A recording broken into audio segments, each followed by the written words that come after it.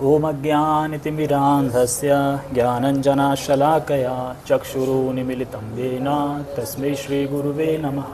श्रीचैतन्यमनोभीष्टं स्थापितं येन भूतले स्वयं रूपः कदा मह्यं ददाति स्वपदान्तिकं। वन्देऽहं श्रीगुरो श्रीयुतापदकमलं श्रीगुरून् वैष्णवांश श्रीरूपं साग्रजातं सहगणरघुनाथान्वितं तं सजीवं साद्वैतं सावधूतं परिजनसहितं कृष्णचैतन्यदेवं श्रीराधा कृष्णपादान् सहगणललिता श्रीविशाखान्विशाञ्च। हे कृष्णा करुणा सिन्धु दीनबन्धो जगत्पते गोपेश गोपिकान्त राधाकान्त नमस्तते। तप्त काञ्चन गौराङ्गी श्रीराधे वृन्दावनेश्वरी वृषभानुसुते देवी प्रणमामि हरिप्रिये। वाञ्छाकल्पतरुभ्यश्च कृपा सिन्धुभ्य एव च पतितानां पावनेभ्यो वैष्णवेभ्यो नमो नमः। जय श्री कृष्ण चैतन्य प्रभु नित्यानंद श्री अद्वैत गदाधर श्रीवासादि गौर भक्तवृंदा। हरे कृष्णा कृष्णा कृष्णा हरे हरे हरे राम राम राम हरे हरे। नमो विष्णुपादाय कृष्णपृष्ठाय भूतले श्रीमते भक्तिवेदांत स्वामिन् इति नामिने। नमस्ते सारस्वते देवे गौरवाणी प्रचारिणे निर्विशेष शून्यवादी पाश्चात्यदेशतारिणे।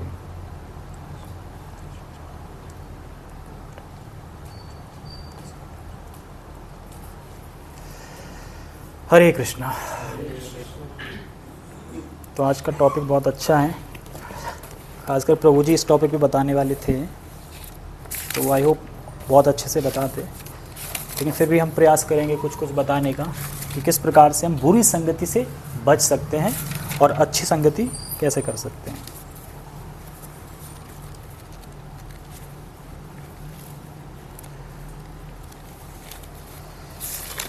तो इसमें बहुत सारी स्टोरीज़ हैं जिससे हम समझ सकते हैं कि किस प्रकार से हम दुस्संग हमें एक खतरनाक स्थिति में डाल सकता है। दुस्संग, क्योंकि दुस्संग बहुत पावरफुल होता है। तो शास्त्र से हम समझेंगे कि कौन कौन थे राजा या कौन कौन ऐसे व्यक्ति थे जो दुस्संग करके उन्होंने अपना जीवन खराब कर लिया और कलंकित हुए और अभी तक कलंकित माने जाते हैं। जैसे कैकेयी, अभी भी लोग उसको ये बोलते हैं ना, बहुत कैकेयी ठीक नहीं थी, उसने राम को वनवास भेज दिया। अभी तक लोग उसकी गाथा कैसे सोचते हैं, कलंकित की तरह। ठीक है, तो इसी प्रकार से बहुत सारे एग्जाम्पल है और बहुत सारे एग्जाम्पल इसमें आएंगे कि हम कैसे अच्छी संगति कर सकते हैं और अच्छी संगति से हम कैसे अपने जीवन को, जो जीवन का परम लक्ष्य है, उसको प्राप्त कर सकते हैं। तो आप सभी का स्वागत है। तो आप सभी लोग जानते हैं कि हमारे जीवन में संगति का बहुत महत्वपूर्ण रोल है हमारे जीवन में, क्योंकि हम पुराने काल से भी सुनते आ रहे हैं कि हम जैसा संग करेंगे वैसा रंग चढ़ेगा हमारे चेतना में। जैसे कि शास्त्र कहते हैं कि अगर एक लोहे को आप काफ़ी टाइम तक अग्नि के साथ संपर्क में रखेंगे तो धीरे धीरे वो लोहा ट्रांसफ़र हो जाएगा, अग्नि बन जाएगा। जबकि लोहा कठोर पदार्थ होता है, लेकिन धीरे धीरे वो ऐसा हो जाएगा, आप जहाँ थोड़ा मारोगे वहाँ ब्लेंड हो जाएगा, मतलब टूट जाएगा वहाँ से। तो संगति के कारण, क्योंकि लगातार तो लगातार वो अपनी चेतना को खो देता है, जो कि उसमें कठोरता होती है उसके अंदर, स्वभाव उसका, वो धीरे धीरे अपना स्वभावता छोड़ देती है। जैसे शिला प्रभुपाद बताते हैं कि जो चीनी है, चीनी का स्वभाव क्या है, मीठा। नमक का स्वभाव क्या है, नमकीन। तो इनके स्वभाव है ये। उसी प्रकार जो लोहे का जो स्वभाव होता है, वो अपना स्वभाव छोड़ के जिसकी संगति करता है उसको अपना लेता है, उसको रंग को चढ़ा लेता है। तो उसी प्रकार से हैं तो हम आत्मा, जीवात्मा भगवान के अंश हैं, लेकिन जब हम इस जगत में आके दुस्संग को संग करते हैं और कंटिन्यू करते रहते हैं, तो हम अपनी जो ओरिजिनल आइडेंटिटी, हमारी ओरिजिनल पहचान है कि हम भगवान के दास हैं, वो हम भूल जाते हैं, खो देते हैं।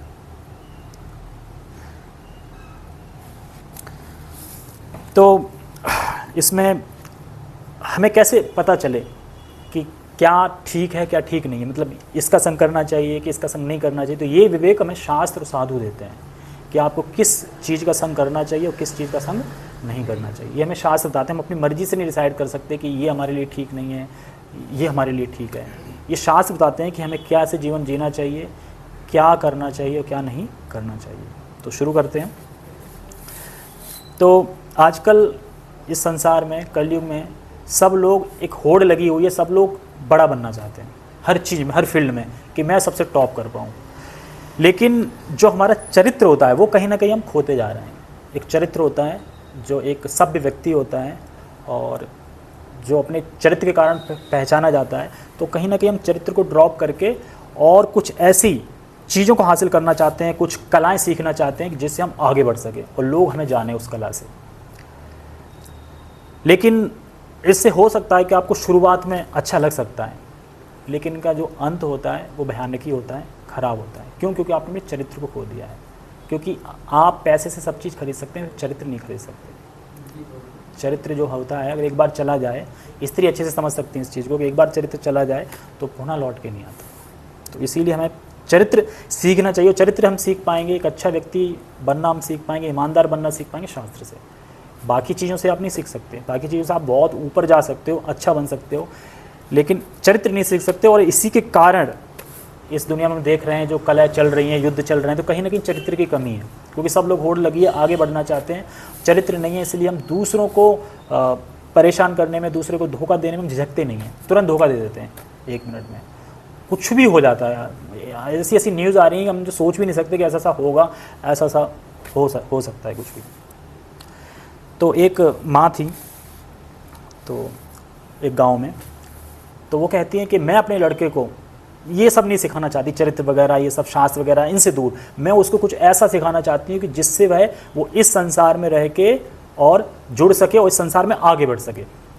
इसीलिए देखते हैं जो भक्त बन जाता है तो घर वाले क्या बोलते हैं, अरे ये तुम क्या निकम्मे जैसे काम कर रहे हो, कुछ करो, कुछ बनो, फालतू बैठे हो, है ना, फालतू समझते हैं इस चीज़ को। तो प्रभु जी उनको एक जवाब देते हैं, जो पुत्र थी उनकी माँ को, कि उस गांव में 2 डॉक्टर थे। तो एक डॉक्टर अभी लंदन से लंदन से आया था और बहुत अच्छा मतलब सर्जरी करता था, बहुत अच्छा सर्जन था और मशहूर था। और एक व्यक्ति लोकल था वहीं का, जो इतना अच्छे से नहीं आता था लेकिन ईमानदार था, बढ़िया था। लेकिन गांव में एक अफवाह फैली हुई थी, अफवाह या मतलब ऐसा एक रॉ फैला हुआ था जिसमें बता रहे थे कि जो लंदन से डॉक्टर आया है वो ना ऑपरेशन करते करते किडनी निकाल लेता है और किडनी निकाल के आपकी बेच देता है किडनी। और दोनों नहीं निकालता, एक ही किडनी निकालता है, क्योंकि एक से आप जिंदा रह सकते हैं। तो आप लोग बताइए, आप किस डॉक्टर के पास जाएंगे अपनी सर्जरी कराने के लिए? उस लंदन वाले से, या जो लोकल है वहाँ का, सर्जरी अच्छे से आती नहीं उसको पर आती है, तो आप किसके पास जाना चाहेंगे?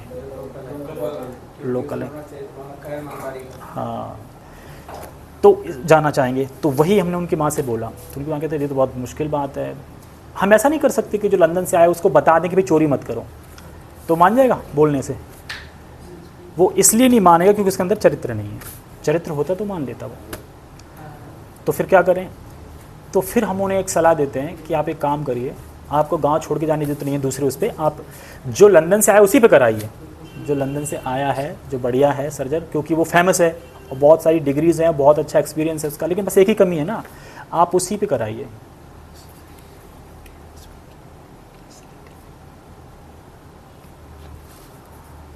ठीक है, तो मैं कहाँ पे था? हाँ, लंदन से आया था। तो आप जाइए उसके पास सर्जरी कराने के लिए, लेकिन जो लोकल जो डॉक्टर है उसको साथ ले जाइए, क्योंकि वो जानता है, वो वहाँ खड़े होकर देखता रहेगा कि कैसे कर रहे हैं, तो वो आपको किडनी नहीं निकालने देगा। तो इससे हम ये सीखते हैं कि लाइफ में हमें दोनों की ज़रूरत है, यानी स्किल भी होना चाहिए और चरित्र भी होना चाहिए, तब आप साथ में बढ़ सकते हैं। अगर सिर्फ स्किल है आपके पास, चरित्र नहीं है, तो फिर आप बदमाश बन जाओगे, ठीक है। लेकिन आपके पास सिर्फ चरित्र, स्किल नहीं है, तो फिर आप कहीं ना कहीं ऐसा सोचोगे कि मैं पीछे रह गया, दुनिया आगे निकल गई, मैं पीछे रह गया। इसीलिए हमें दोनों की ज़रूरत है। तो जो ईमानदार है उसके पास जाना चाहिए, क्योंकि चरित्र है। चरित्र और जब एक्सपीरियंस दोनों मिल जाएंगे तो फिर अच्छा होगा। तो अब क्या करें? अब बात ये आती है, तो अब करें क्या? तो हमें स्किल भी चाहिए, चरित्र भी चाहिए। तो क्योंकि बिना चरित्र के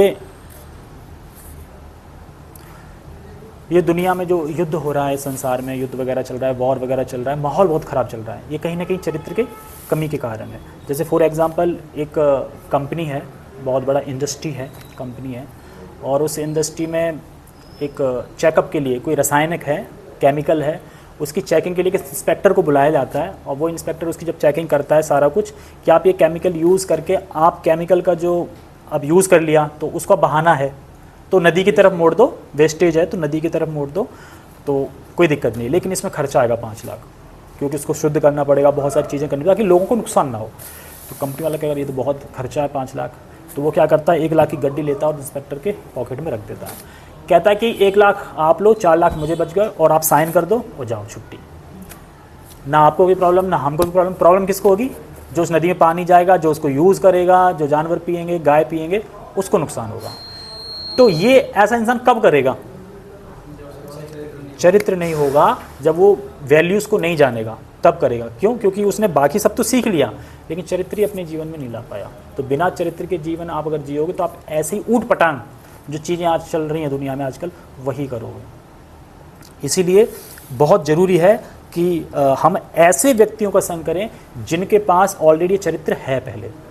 तो आप अगर ढूंढोगे इस जगत में तो ऐसे लोग मिलेंगे आपको, और ख़ासकर भक्त से अच्छा, साधु से अच्छा कोई ऐसा नहीं जिसमें जिनके पास चरित्र हो। तो उनके पास सही चरित्र है, आप उनका जब संग करोगे तो फिर आप जीवन में आगे बढ़ पाओगे।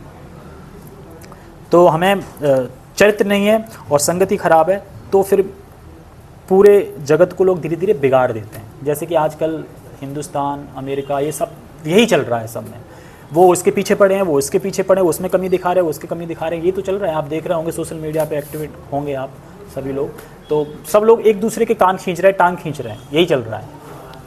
लेकिन जो चरित्रवान व्यक्ति होता है वो टांग नहीं खींचता, वो चीज़ों को समझता है और वो ज्ञान देता है उससे, ताकि आगे वाला भी प्रचारित हो, उसमें चरित्र आए और वो भी एक अच्छा जीवन जिए। क्योंकि संतुष्ट और खुशी वाला जीवन आप तभी जी सकते हो जब आपके अंदर थोड़ा चरित्र हो, शास्त्र के अकॉर्डिंगली, तभी। नहीं तो आप परेशान हमेशा रहोगे। इस जगत में कोई भी संतुष्ट नहीं है, सब लोग दुखी हैं। हम फैसिलिटी क्यों यूज़ करते हैं?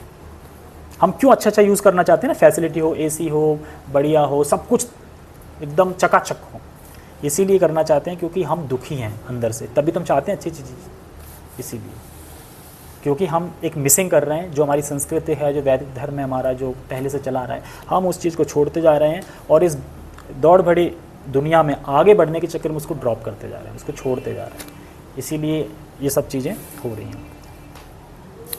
एक और एग्जाम्पल आता है, बहुत अच्छा है। एक शहर है और उस शहर में 2 बेकरी की दुकान है, एक है ए और एक है बी। जो ए वाला है उसकी जो सेल है बहुत कम है, 1 लाख तक हो पाती है, क्योंकि वो ईमानदार है, अच्छा माल बेचता है, ब्रेड वगैरह अच्छी बेचता है। लेकिन दूसरा है बी, उसकी 5 लाख की सेल है। क्यों? क्योंकि जब ब्रेड में फंगस लग जाती है, फंगस मतलब जंग होते हैं ना, वाइट, वो क्या करता है, बुरुश लेता है और बुरुश से उसको साफ़ करके बढ़िया से पैक करके बेच देता है। ऐसे करते करते 3-4 महीने में बेचते बेचते क्या हुआ कि लोगों को फूड पॉइजन होने लगा, बीमारी फैल गई। तो जब पता चला कि कहाँ से है, सोर्स क्या है, कहाँ से खा रहे हैं, और जब वो वहाँ पहुँचे तो पता चला कि ये जो फंगस लग गई उसको भी बेच रहा है। तो फिर क्या किया पुलिस वालों ने, उसकी पूरी दुकान सील कर दी, बंद कर दी। अब जो अच्छा व्यक्ति था, ईमानदार व्यक्ति था, भक्त था, जो अच्छे से जीवन अपना अच्छे से चला रहा था, वो सारी जनता जो वहाँ से ले रही थी वो किधर ट्रांसफ़र हो गई, इधर हो गई। अब इसकी सेल कितनी हो गई, अब इसकी हो गई 1 लाख तो पहली थी, 5 लाख वाले और आ गए, 6 लाख हो गई। तो इसी प्रकार से जो ईमानदारी से जीवन जीता है, जिसके अंदर चरित्र है, हो सकता है कि शुरू में उसको नुकसान हो लेकिन बाद में उसे शाश्वत लाभ प्राप्त होता है। इसीलिए भगवान भगवद गीता में कहते हैं कि जो व्यक्ति भक्ति करता है, एक तो होता है कि जो व्यक्ति भक्ति करता है तो भक्ति में क्या है कि ना तो शुरुआत में कोई हानि है और ना तो लास्ट में जब आप मृत्यु को परायण होंगे, जब आप शरीर छोड़ेंगे तब भी कोई हानि नहीं। क्यों? क्योंकि आप भगवान के धाम जाओगे। लेकिन जो व्यक्ति रजोगुणी हैं और इसी संसार में खुश रहना चाहते हैं, तो हो सकता है कि स्टार्टिंग में तो बहुत आनंद आए लेकिन वही चीज़ बाद में फिर कष्ट देती है। फॉर एग्जांपल, जो रजोगुणी व्यक्ति होते हैं तो खाना अच्छा, बढ़िया चाउमीन खानी है, तलातल बढ़िया, तो शुरुआत में मज़ा आएगा लेकिन वो फिर आगे चल के क्या है, वही चाउमीन तकलीफ देगी उसको पेट में। अगर हो सकता है पेट दर्द हो जाए, ये हो जाए, वो हो जाए, तुरंत इफेक्ट आता है। तो इसी प्रकार से यानी शुरुआत में उनको अमृत जैसा जीवन लगता है लेकिन लास्ट में वो जहर बन जाता है। लेकिन जो भक्ति कर रहे हैं उनका जीवन शुरुआत में हो सकता है कड़वा लगे, सुबह जल्दी जगना पड़ रहा है, प्रभु जी यहाँ पे बुला लेते हैं क्लास में ज़बरदस्ती, है ना, बैठो आओ क्लास सुनो, बुरा लगता है क्योंकि हम ये नहीं चाहते। हम चाहते हैं कि थोड़ा मौज मस्ती हो, थोड़ा, क्योंकि हमारा मन वैसी ट्रेंड है। लेकिन जब हम यहाँ आते हैं, सुनते हैं भक्ति की चीज़ों को, तो फिर बाद में फिर जो आनंद प्राप्त होता है वो आनंद असीमित है। उस आनंद की कोई कल्पना नहीं कर सकता, कोई कंपेयर नहीं कर सकता किसी भी आनंद से। एकदम शाश्वत आनंद है, हमेशा हमेशा के लिए। इसलिए शास्त्र में बताया गया है कि जो शुरुआत में आनंद देने वाला है, बाद में जो दुख देता है, ऐसे ज्ञान से क्या फ़ायदा। जो रजोगुणी व्यक्ति करते हैं ना, अट्रैक्ट रहते हैं, ज़्यादा चीज़ों में रहते हैं, वो बाद में बहुत दुख झेलते हैं, क्योंकि अपना शरीर छीण कर देते हैं भोग करते करते, और बुढ़ापे में पूरे बुढ़ापे कष्ट सहते हैं। लेकिन जो भक्ति है, जो भक्त है, वो शुरुआत में थोड़ा तपस्या करता है, सुबह जगता है, जल्दी साधना करता है, मंदिर जाता है, भक्तों का संग करता है, लेकिन बाद में वो बड़ा सुखमय जीवन जीता है। आप इसको हमें देखो, बहुत से आपने वृद्ध भक्त देखे होंगे, वो कितने खुश रहते हैं, और आप वैसे वृद्ध देख लेना, वो कितने पागल से होंगे एकदम, है ना, इस तरीके से। तो अब हमें अभी, क्योंकि हम यंग हैं, तो हमें चॉइस करना है कि हमें अपनी लाइफ कैसे बनानी है, हमें अपना संग कैसे ढालना है, हमें अपना जीवन कैसे बनाना है। क्योंकि जैसी आप संगति करेंगे वैसा आपका आगे जीवन बनने वाला है, वैसे ही आप ढलोगे, उसी रंग में ढल जाओगे। तो जो सज्जन है, चरित्रवान होता है, थोड़ा नुकसान होता है स्टार्टिंग में, लेकिन बाद में शाश्वत लाभ प्राप्त कराता है। चरित्र का मतलब क्या होता है, जो आप चरित्र की बात कर रहे हैं, चरित्र का मतलब होता है कि आप अकेले में क्या कर रहे हो, उससे पता चलता है आपका चरित्र क्या है आपके अंदर, कि आप अकेले में क्या कर रहे हो। आप अकेले घर में हो, मम्मी पापा चले गए कहीं, अब आप अकेले में क्या कर रहे हो, आप फिल्में देख रहे हो, डिस्को उड़ा रहे हो, किसी को बुला रहे हो, या आप शास्त्र पढ़ रहे हो, या आप अच्छा कुछ कर रहे हो, आप भगवान का मंदिर घूमने जा रहे हो।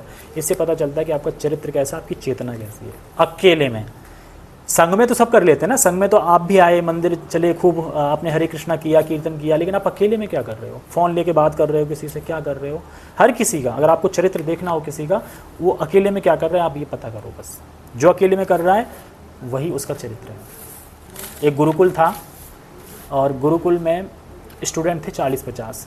तो गुरुकुल में जो टीचर थे वो कहते हैं कि एक लीडर चाहिए, होता है स्टूडेंट में कोई एक लीडर, पुरानी भाषा में क्या बोलते हैं उसको, कुछ बनाते हैं, मॉनिटर, हाँ, लीडर चाहिए, एक मॉनिटर चाहिए। किसको बनाएं, कैसे पता करें।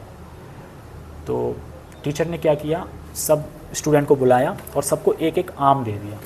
आम का सीजन आ रहा है ना, इसलिए आम का एग्जांपल दे रहा हूँ। आम दे दिया एक एक, और बोला कि इस आम को आप खा के आओ, ऐसी जगह खाना जहाँ आपको कोई ना देख रहा हो। तो बच्चे कह रहे बढ़िया है ये तो।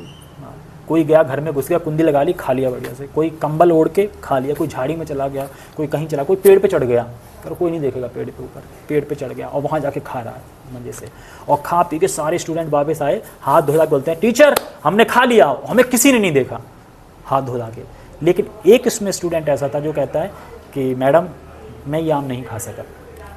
अगर क्यों नहीं खा सके, सबने तो खा लिया, आपको कोई जगह नहीं मिली ऐसी। कह रहे मैं जहाँ भी जा रहा था परमात्मा मुझे देख रहे थे। जैसे हम जब जाते हैं तो सूर्य साथ साथ चलता है कि नहीं चलता है, हम चल रहे हैं सूर्य भी देगा, पीछे चल रहा होगा साथ साथ, चंद्रमा चल रहा होगा साथ साथ। ऐसे ही भगवान हमेशा आपके साथ चल रहे हैं। आप कभी भी ये मत सोचना कि मैं अकेला हूँ, मुझे कोई नहीं देख रहा है। भगवान की आंखें हमेशा, दृष्टि आपके ऊपर है। अब जो व्यक्ति ये समझ ले कि उसकी दृष्टि, भगवान की दृष्टि उसके ऊपर है, तो वो व्यक्ति गलत कर पाएगा। क्यों? क्योंकि उसे पता है कि मुझे कोई देख रहा है।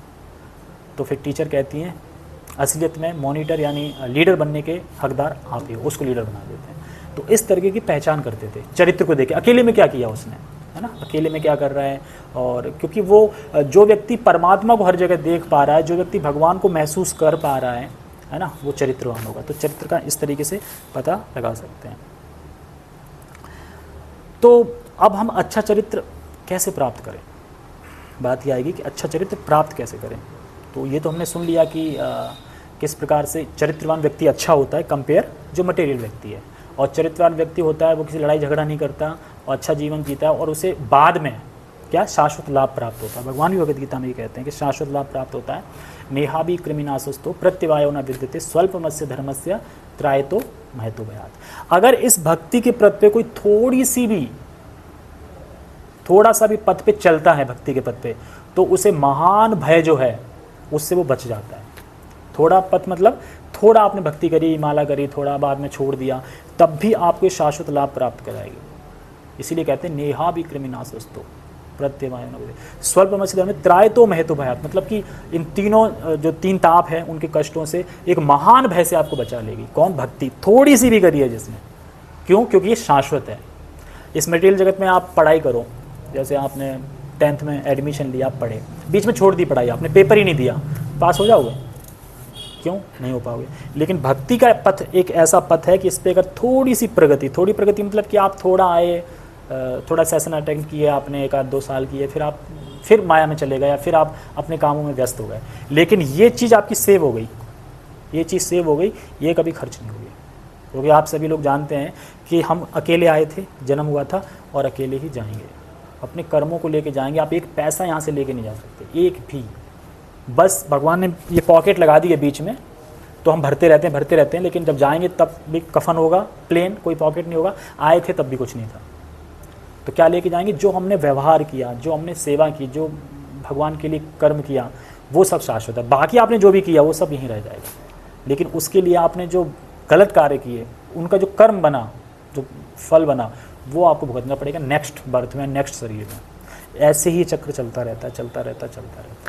इसी को ब्रेक करने के लिए ही जो इस्कॉन संस्था है, ये हमें सिखाती है कि किस तरीके से हम जन्म मृत्यु के चक्र से बच सकते हैं। क्योंकि हो सकता है आप लोगों को नहीं लग रहा हो कि हमें तो कोई कष्ट नहीं है, लेकिन जन्म में कितना कष्ट है ये हम सोच भी नहीं सकते।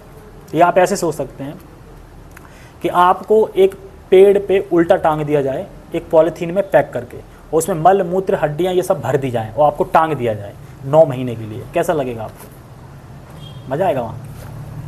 ऐसी ही 9 महीने आप रहते हो पेट में, मल मूत्र के थैले, आप कुछ कर भी नहीं सकते, हिल भी नहीं सकते, ऊपर से कीड़े काटते रहते हैं अंदर। भागवतम ने 3rd कैंटो में पूरा विवरण दिया, पढ़ सकते हैं कोई भी। कपिल भगवान बताते हैं देवहूति माता को पूरा जन्म से लेके एंड तक क्या क्या कष्ट होते हैं, कैसे कैसे होते हैं। तब हम भगवान से प्रार्थना करते हैं कि भगवान मुझे जल्दी निकाल दो यहाँ से, मैं अब भक्ति करूँगा और कुछ नहीं करूँगा। लेकिन जैसे ही हम यहाँ आते हैं, माया के प्रभाव से भूल जाते हैं, अपना फिर जीवन जीने लगते हैं। तो इसीलिए शास्त्रों से, साधु संग से हमें शिक्षा लेनी चाहिए। ये जो चरित्र है इसको अर्जित करना चाहिए। इसीलिए हमें आध्यात्मिक शिक्षा लेनी चाहिए। इसलिए नहीं लेनी चाहिए आध्यात्मिक शिक्षा की दिखाने के लिए लोगों को, क्योंकि हम भी चलो टीका लगा लेते हैं, हम भी लोगों को दिखाएंगे, देखो हम भी जाते हैं। नहीं, हमें अपना जीवन सार्थक करना है सबसे पहले ये। जैसे कि एक ज़मींदार थे, उनको एक लड़के की ज़रूरत थी, लकड़हारे की। लकड़हारे क्या करता है? जाता है जंगलों में, लकड़ी काट के लाता है। तो उसे रख लिया जॉब पे। अब वो पहले दिन गया तो 1 पेड़ काट के लाया, दूसरे दिन गया तो 2 पेड़ काट के लाया, तीसरे दिन गया तो 3 पेड़ काट के लाया, और चौथे दिन गया तो 4 पेड़ काट के लाया, और 5वें दिन गया तो कितने लाएगा काट के? और 5 नहीं लाया, वो 1 ही लाया। ज़मींदार का माइंड खिसक गया, आलसी हो गया क्या, लेट गया क्या, या खो गया क्या, या सो गया क्या, जाते हैं। ये कैसे? आप पहले दिन 1 लाए, दूसरे दिन 2 लाए, और फिर 5वें दिन 5 लाना चाहिए ना, क्योंकि एक वो बन जाती है ना, ज़्यादा 1 लाए, गुस्सा हो गया। तो कह रहा मालिक मैं क्या करूं, मैं तो उतनी मेहनत कर रहा था जितनी मैं पहले कर रहा था, पता नहीं 1 ही कट पाया। तो मालिक कहते हैं भाई दिखाओ किससे काट रहे थे। तो उसके रगड़ से गर्म होते होते क्या है कि उसकी धार होती है ना जो काटते हैं, उसकी धार खत्म हो गई। अब धार खत्म हो गई तो वो कट नहीं रहा, मेहनत तो खूब लग रही है उसकी, लेकिन पेड़ कट नहीं रहा, 1 ही कट पाया। तो कहते हैं कि भाई आप पेड़ काट रहे हो तो कम से कम जिस चीज़ से काट रहे हो उसकी धार तो देखो है कि नहीं, उस पर भी तो ध्यान देना पड़ेगा ना। तो कहते हैं मालिक अगर मैं धार बनवाने जाऊँगा तो टाइम वेस्ट नहीं हो जाएगा? तो कह रहे मूर्ख, टाइम वेस्ट हो जाएगा। हम जब पेंसिल से लिखते हैं तो पेंसिल लिखते लिखते जब वो ख़त्म हो जाती है तो फिर लिख पाएंगे? फिर हमें शार्पनर से क्या करना पड़ेगा, उसे घिसना, साफ़ करना पड़ेगा, है ना। हाँ, साफ़ करना पड़ेगा, फिर अगेन लिखेंगे, तो ये तो करना ही पड़ेगा ना। तो इसी प्रकार से इस जगत में हम करते क्या है कि हम 8-8 घंटे, 10-10 घंटे, 12-12 घंटे लगातार लगे रहते हैं। किसमें?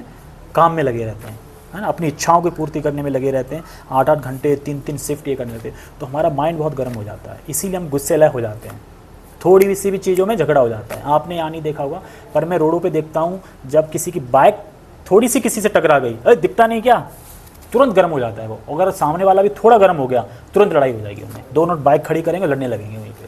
फिर नहीं देखेंगे लेट हो रहा है, कौन नहीं हो रहा है, पी बजा रहा है, हॉर्न बजा, कुछ नहीं देखेंगे। जो बोलेगा तुम्हें क्या करना है, मतलब इस तरीके से। क्यों? क्योंकि माइंड गर्म रहता है ना, काम करते करते करते करते हम एकदम गर्म हो जाते हैं। तो ठंडा कैसे करें दिमाग को? तो दिमाग को ठंडा करने के लिए शास्त्र कहते हैं हरि नाम का जाप करो। जब हम हरि नाम का जाप करते हैं उससे हमारा माइंड कूल होता है, हम शांत होते हैं, स्थिर होते हैं, हमारा मन स्थिर होता है और हम फिर चीज़ों को देख पाते हैं सही से। तब तक हम चीज़ों को सही से नहीं देख पाते। तो हरि नाम, तो हरि नाम से क्या कुछ होता है? अगर कोई पूछे कि हरि नाम से वो कुछ होता है, कोई एग्जाम्पल है, उदाहरण है शास्त्र में? तो शास्त्रों में आता है मृगारी की कथा। मृगारी की कथा किस किसने सुनी है? एक मृगारी था, सुनिए किसी ने? मृगारी एक जिस फैमिली से था, वो उस फैमिली में उनका जो पेशा होता है ना, पेशा, वो जानवर को काटते थे और जानवर को काट के अधमरा छोड़ देते थे और अधमरा छोड़ के जब वो तड़पता था ना तो उसमें आनंद लेते थे, वाह वाह वाह, ऐसे लोग थे वो। तो उनके बाबा दादा पिताजी सब यही काम करते थे, तो वो मृगारी था, वो भी काम यही करता था।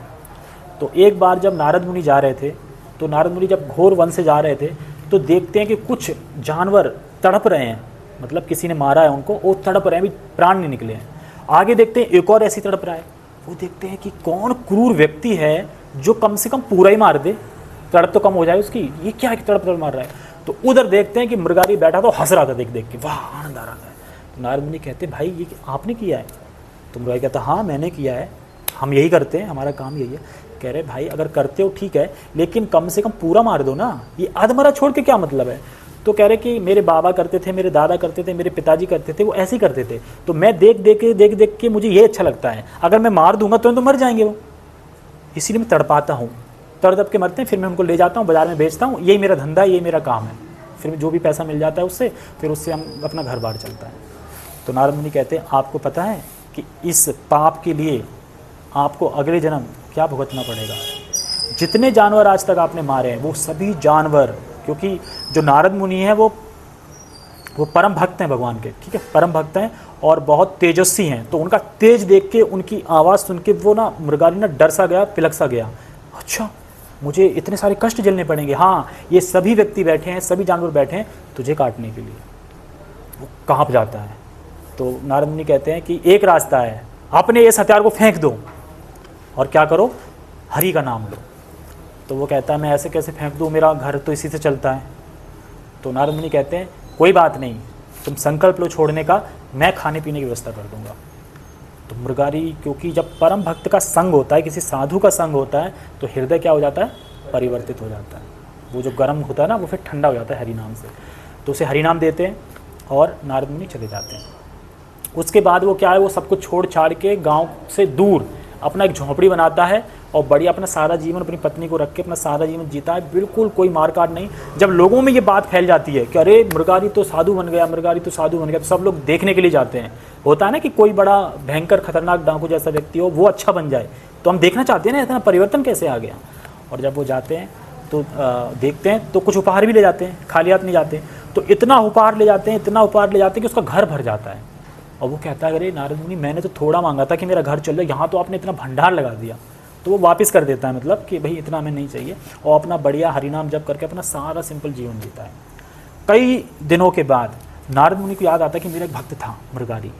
तो उनके एक फ्रेंड थे पर्वत मुनि, उनसे बोलते हैं कि चलो देख के आते हैं कि वो क्या कर रहा है, मैंने उसे हरिनाम दिया था, कर भी रहा है कि नहीं कर रहा है, फिर अपना वही कार्य कर रहा है।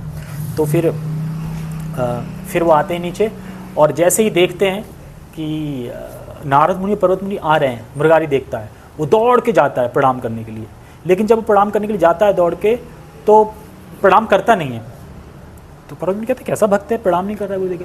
लेकिन वो क्या कर रहा था, वो चींटियों को हटा रहा था, चींटियों को हटा रहा था वहाँ से। क्यों? क्योंकि चींटी मर जाएंगी ना, और किसी की हत्या नहीं करनी है, किसी प्राणी पर हिंसा नहीं करनी है। चींटियों को हटा के फिर प्रणाम करता है। तो पर्वत मुनि कहते हैं कि वाह नारद मुनि, जो व्यक्ति पिछले टाइम में क्या कर रहा था, ऐसे जानवरों को मार रहा था जो कि अधमरा छोड़ रहा था, वो अब चींटी तक को नहीं मार रहा है। तो इतना उसका हृदय क्या हो गया, परिवर्तन हो गया हृदय उसका। किससे? हरि नाम से। तो हम जो हरि नाम लेते हैं तो हम सोचते हैं कि क्या होता है इससे, इससे बहुत कुछ होता है, बस हम अच्छे से लें। तो अच्छे से लें, प्रतिदिन लें, बढ़िया से लें, तो ये अपना प्रभाव दिखाएगा ही दिखाएगा। तो इस प्रकार से जो मृगारी था वो हिंसक से क्या बन गया, हिंसक बन गया, मतलब एक बढ़िया व्यक्ति बन गया, भक्त बन गया।